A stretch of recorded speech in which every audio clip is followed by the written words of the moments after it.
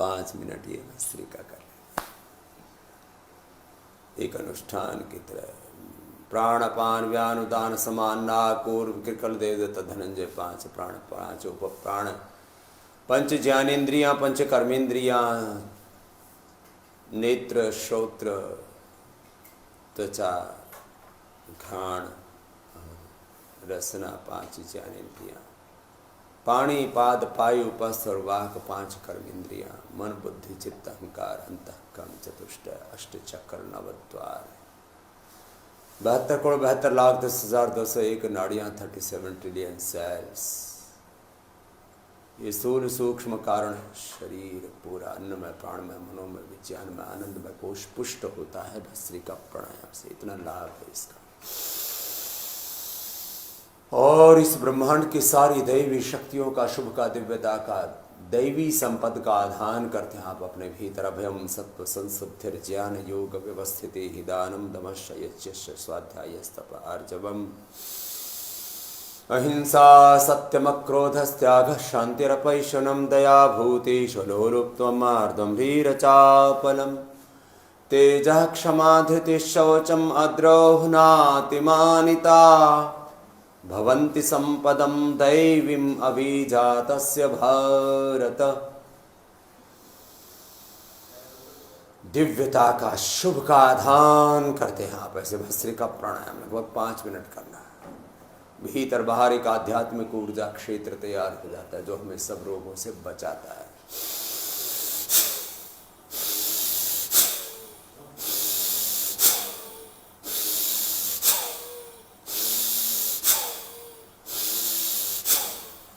ऐसे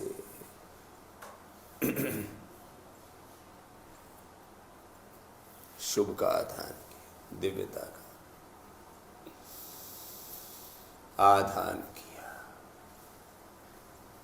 और प्राण शक्ति ब्रह्म शक्ति है। प्राण औषध है रोगियों के लिए, विद्यार्थियों के लिए ज्ञान है, युवाओं के लिए बल है, निर्धनों के लिए धन है। रोगियों के लिए औषध होने के साथ साथ योगियों के लिए प्राण ब्रह्म है। प्राण ब्रह्मेति विचना अवातवाही भीषजम विवातवाही यद्रपः त्वं ही विश्व भेषजो देवानां दूतयसि। प्राण इज नैनो मेडिकेशन, प्राण is complete medication for all diseases. ऐसे भस्त्रिका प्राणायाम 5 मिनट करना। फिर कपालभाति 15 मिनट से लेके आधा घंटा और असाध्य रोगों में 1-1 घंटे तक। और अनुलोम विलोम तो हम कैंसर जैसे रोगों में सुबह दोपहर शाम 3 समय 2-2 घंटे करके 6-6 घंटे हमने करवाया है। तो योग का पूरा प्रयोग, आयुर्वेद की औषधियाँ औषधियाँ और प्राकृतिक चिकित्सा की कुछ थेरापियाँ हैं। और उसको मूलतः कहा जाए तो एक सात्विक जीवन पद्धति है, एक अहिंसक जीवन पद्धति है, एक साइंटिफिक प्रोग्रेसिव इनोवेटिव लाइफस्टाइल है योग, आयुर्वेद, प्राकृतिक चिकित्सा।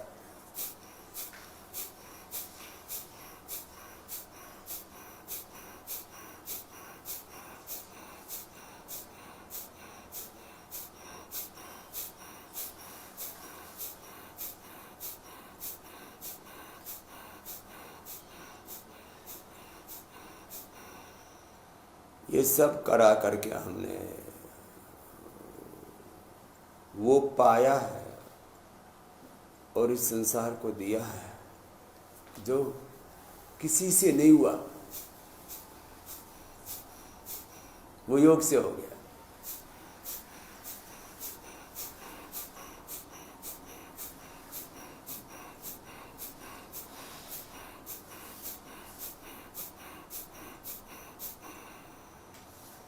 लय के साथ, रिदम के साथ कपालभाति ऐसे करते रहे। रोगों के संदर्भ में मैं तो बहुत बार बहुत कुछ बताया। आज कुछ दूसरे संदर्भों की चर्चा कर लेते हैं। मैं कह रहा था पूरी दुनिया में एक प्रायोजित झूठ चल रहा है, अलग अलग क्षेत्रों में षड्यंत्र चल रहा है, और इन षड्यंत्रों के खिलाफ, इस झूठ के खिलाफ, इस अन्याय और शोषण के खिलाफ वक्त वक्त पर हमारे ऋषि शिक्षिकाओं ने, वीर वीरांगनाओं ने आवाज़ें नहीं उठाई, उसके लिए अपने जीवन के बलिदान दिए। आज भी एक ऐसे ही महापुरुष का बलिदान दिवस है, शहादत दिवस है, जिन्होंने अपने जीवन का सर्वोच्च बलिदान दे दिया अन्याय शोषण के खिलाफ। राजनीतिक गुलामी जो देश झेल रहा था, देश लुटा जा रहा था, और हमने कई बार एक भजन सुनाया, सुनाए गम की किसी कहानी, हमें तो अपने सता रहे हैं, लूट करके सारी दौलत देश की अमीर को डाकू बता रहे हैं। ऐसे ही देश की दौलत जिन्होंने लूटी, तो चंद्रशेखर, राजगुरु, सुखदेव, भगत सिंह, पंडित राम प्रसाद बिस्मिल, अशफाक उल्लाह खां, इन्होंने एक योजना बनाई कि ये जो अंग्रेज जो हमारे सारे देश को लूट रहे हैं, इनके खजानों को हमें लेकर के देश की भलाई के लिए लगाना और देश के लोगों को बताना है लुटेरे जो उन्होंने रेलवे का खजाना लूट लिया। खजाना लूट और चोरी नहीं थी, कोई बगावत नहीं थी अंग्रेजों के खिलाफ, कोई विद्रोह नहीं था। ये जो क्रूर हो चुके थे, दमनकारी हो चुके थे, उनके खिलाफ एक स्वर देना चाहते थे, पूरे देश को जगाना चाहते थे कि लुटेरे। और आज भी ईस्ट इंडिया कंपनी से लेकर के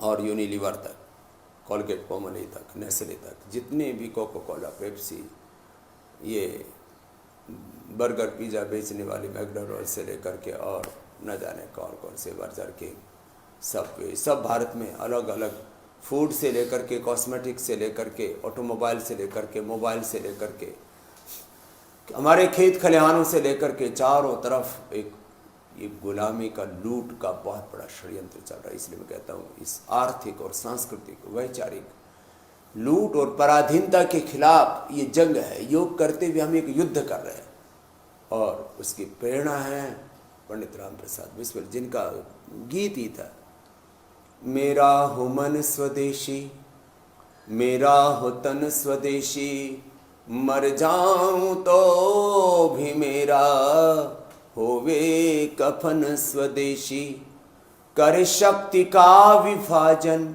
मिटे पूंजी का ये शासन, बन गांव स्वावलंबी, बन राष्ट्र स्वावलंबी, वह नीति है स्वदेशी, तन में बसन स्वदेशी, मन में बसन स्वदेशी, फिर हो भवन भवन में विस्तार हो स्वदेशी। बहुत गीत गाया हमने।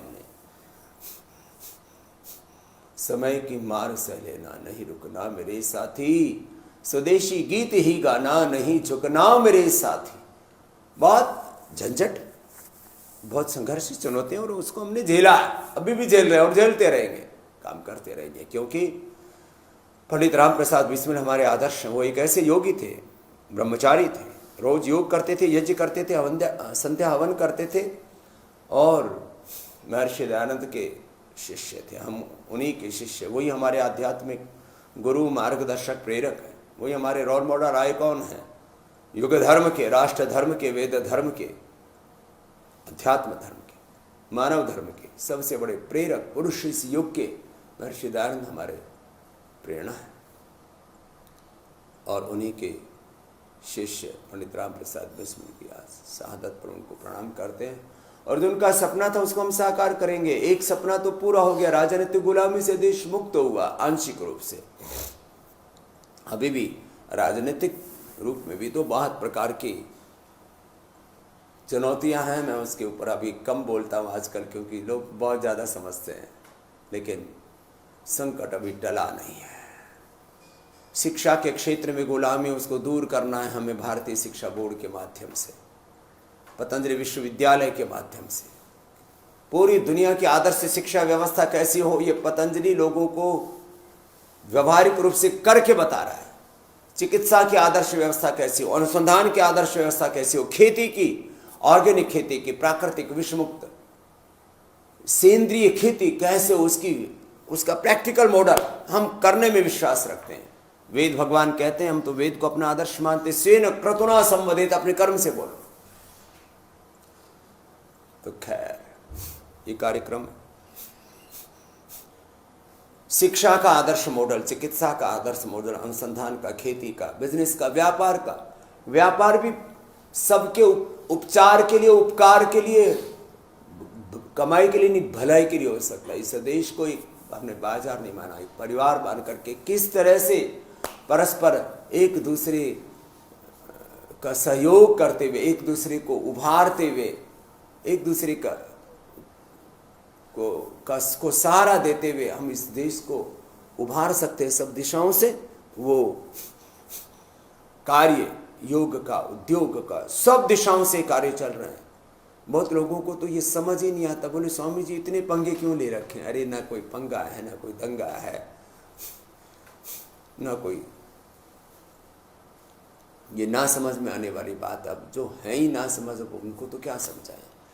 लेकिन ये सारे कार्य अपने शहीदों के सपनों को पूरा करने के लिए, चंद्रशेखर राजगुरु सुखदेव भगत सिंह ने जो सपने देखे थे, जो स्वप्न और संकल्प था महर्षि दयानंद का, इंद्रम वर्धंतो अप्तरः किणवंतो विश्वमार्यम अपघ्नन्तो अरावणः, जो संकल्प व्यक्ति क्या गीता में भगवान श्री कृष्ण ने यदा यदा हि धर्मस्य ग्लानिर्भवति भारत अभ्युत्थानम् अधर्मस्य तदात्मानं सृजाम्यहं परित्राणाय साधूनां विनाशाय च दुष्कृतां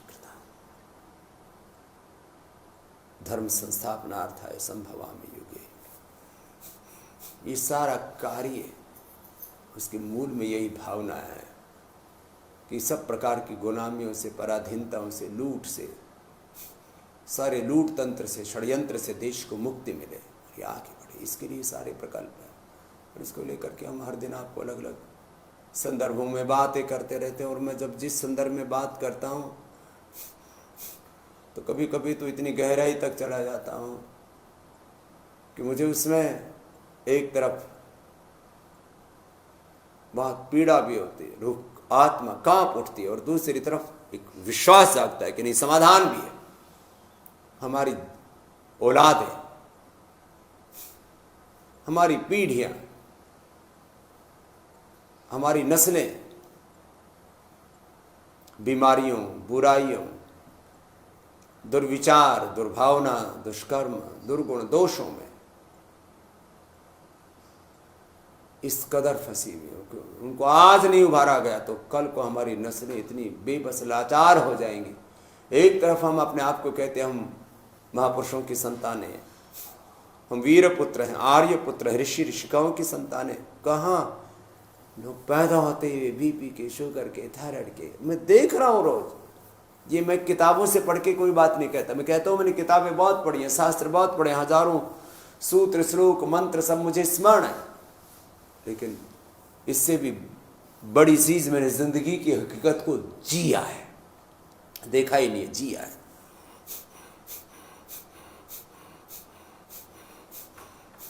कपालभाति, अनुलोम विलोम ऐसे ही करना है।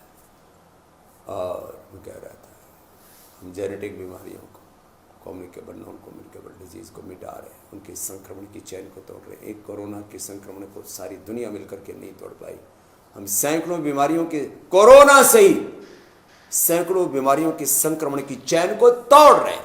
बीमारियों का संक्रमण, बुराइयों का संक्रमण, ढोंगा, आडंबर, पाखंड, अंधविश्वास का पूरा संक्रमण, और से भी बड़ा ये वैचारिक संक्रमण, सिद्धांतों का, आदर्शों का एक संक्रमण के काल के दौर से गुजर रहा है जमाना।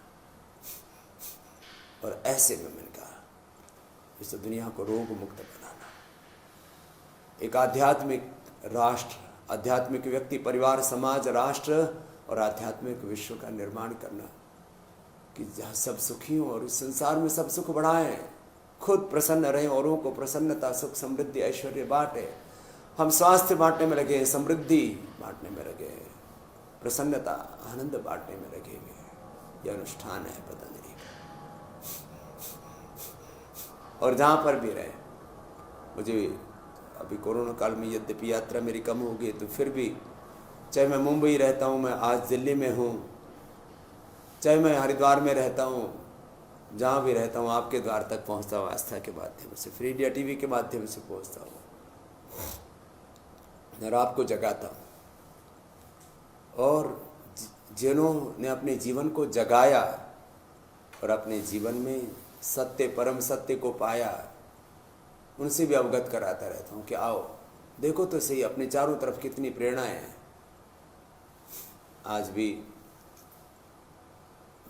जहाँ से मैं आपको योग सिखा रहा हूँ, चौधरी मित्र सेन जी जिनका के साथ मैंने कहा हमारा लगभग 3 दशक से भी अधिक का एक आत्मीय संबंध रहा, और ये परिवार मुझे अपने गुरु के रूप में, अग्रज के रूप में, परिवार के अभिभावक के रूप में देखता है। ऐसे हजारों लाखों करोड़ों परिवारों को हमने एकात्म किया अपने साथ। और यहाँ पर सबसे बड़े भाई रुद्र सेन जी से लेकर के और भाई वेद सेन जी से लेकर के, अभिमन्यु जी से लेकर के, और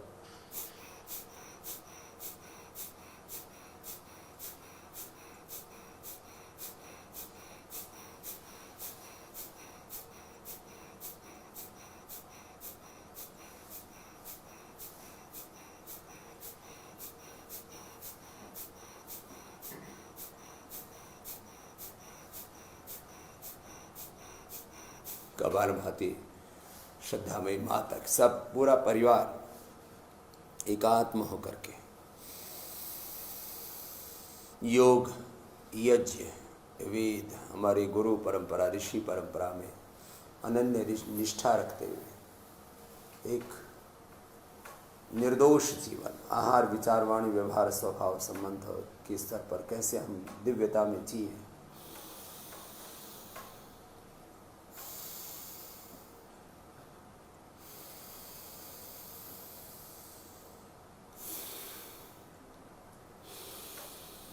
उसको जीता। ऐसे ही योगी आध्यात्मिक परिवार इस देश में तैयार हो, और उनको हमने कहा कि हम सब प्रकार के बीमारियों और बुराइयों के, ढोंगा, डंबर, पाखंड, अंधविश्वास के संक्रमण से बचा करके, सब प्रकार की लूट खसोट से बचा करके, सब प्रकार की पराधीनताओं, गुलामियों से बचा करके उनको पूर्ण स्वाधीनता के मार्ग पर लेकर के आगे बढ़ रहे हैं।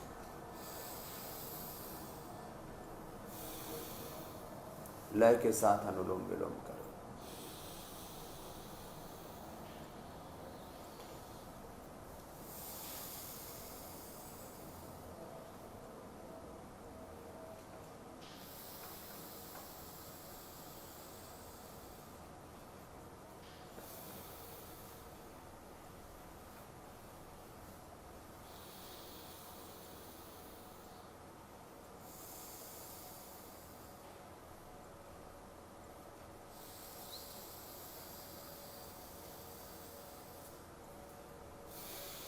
एक नियम ले लें कि हमको ये करना ही करना, योग आयुर्वेद को अपनी जीवन शैली बना लें, और यही हमारा संकल्प है। और आज करोड़ों लोग अब इसको स्वीकार कर चुके हैं। और इसीलिए मैं कहता हूँ, कोरोना का समाधान कल भी मुझसे पूछ रही थी सरोज बहन, स्वामी जी ये वैक्सीन से मिट जाएगा कोरोना? मैंने कहा मैं तो कतई नहीं लगवाऊँ, और मैं तो कहूँगा लोगों से कि योग से, आयुर्वेद से, एक सात्विक जीवन शैली से 99% उसकी एफिकेसी, उसका प्रभाव दर है, उससे आप बच रहे हो। तो भाई पहली बात तो 2021 में हम लोगों को वैक्सीन मिलने वाली नहीं, और दूसरी बात मिलेगी तो उसका असर 4-6 महीने रहेगा, फिर दोबारा लगवाओ, और फिर उसके कॉम्प्लिकेशंस, उसके साइड इफ़ेक्ट क्या होंगे ये तो अभी भविष्य के गर्भ में सन्निहित है। हमको वैक्सीन, ये भी पराधीनता है, दवाइयाँ पराधीन देते हैं, डॉक्टर ये पराधीनता है, हॉस्पिटल्स ये पराधीनता है। योग, आयुर्वेद, प्राकृतिक चिकित्सा, प्राकृतिक जीवन, आध्यात्मिक जीवन शैली, ये है स्वाधीनता का मार्ग, ये है सात्विकता का मार्ग, दिव्यता का मार्ग। इसका वर्णन करें।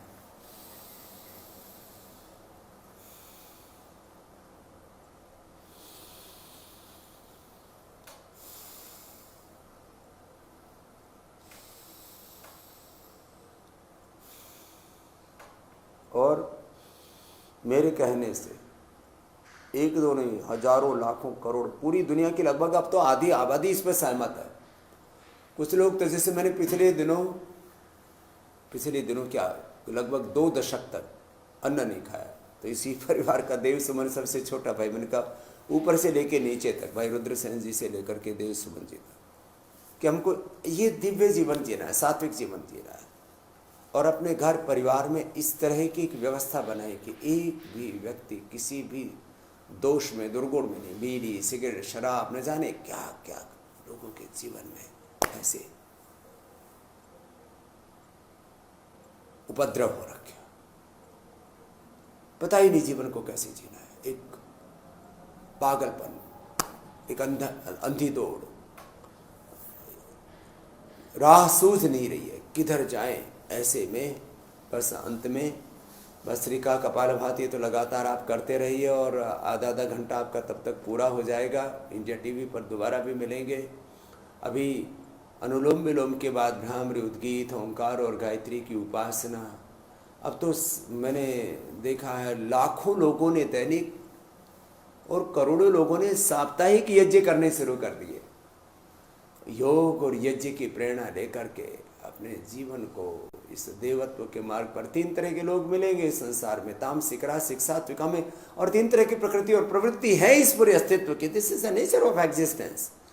आपको किसका वर्ण करना? हम श्रेष्ठता का, दिव्यता का, शुभ का वर्ण करें, देवत्व का वर्ण करें।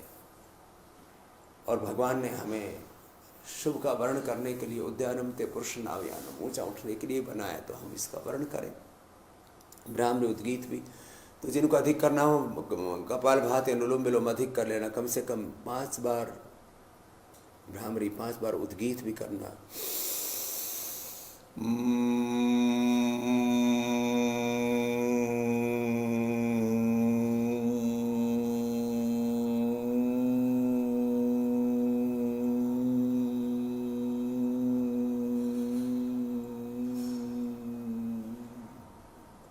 लंबा गहरा श्वास भर के ऐसे उद्गीत का गायन किया जाता है। फिर 5-7 बार भ्रामरी, 5-7 बार उद्गीत।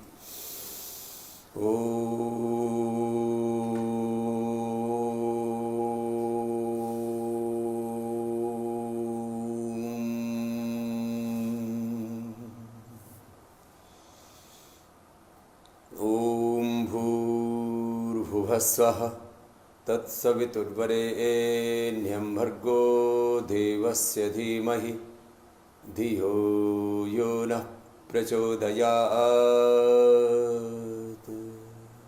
ऐसे हम योग के उपासक बने, यज्ञ के उपासक बने, ओंकार और गायत्री के उपासक बन करके जीवन में साधना करते हुए अपने साध्य की ओर इस कदर आगे बढ़े कि भगवान ने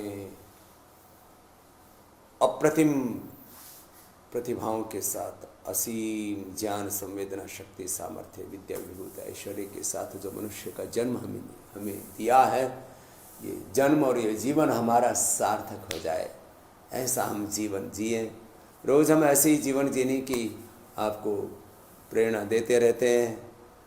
और आज अभी दिल्ली से आपको योग करा रहे हैं, कर फिर हरिद्वार योग ग्राम निरामय में हम पहुंच जाएंगे, और जाते जाते आपको एक प्रेरणा पुरुष की गाथा के साथ जोड़ते हुए कि कैसे एक व्यक्ति का जीवन होना चाहिए। और उन्होंने मात्र आर्य समाज के लिए नहीं, वैदिक धर्म के लिए नहीं, महर्षि दयानंद के लिए ही नहीं, पूरे समाज के लिए नहीं, पतंजलि के लिए भी एक बहुत बड़ा योगदान चौधरी मित्रसेन जी का रहा। मैं तो उनके दिवंगत होने के बावजूद, उनके परम धाम में आश्रय के बावजूद, हमेशा उनको जब भी याद करता हूँ तो उनकी एक हमेशा एक मुस्कान भरी, एक मैत्री भरी, सच में मैत्री के, प्रेम के, करुणा के, सेवा के, पुरुषार्थ के, परमार्थ के, दिव्यता के, सात्विकता के एक अवतार जैसे थे। ऐसे उस महापुरुष की जीवनी से भी आपको प्रेरणा मिले। आइए उनके उस प्रेरणाप्रद उनके संस्मरणों के साथ ही आज आपसे यहीं विदा लेते हैं। अभी आपसे मिलेंगे इंडिया टीवी पर और कल मिलेंगे योगाग्राम निरामयम से। तब तक आप योगाभ्यास करते रहे, अपने जीवन को संवारिए और श्रेष्ठ प्रेरणाओं से प्रेरित होकर के अपने जीवन को दिव्य बनाइए।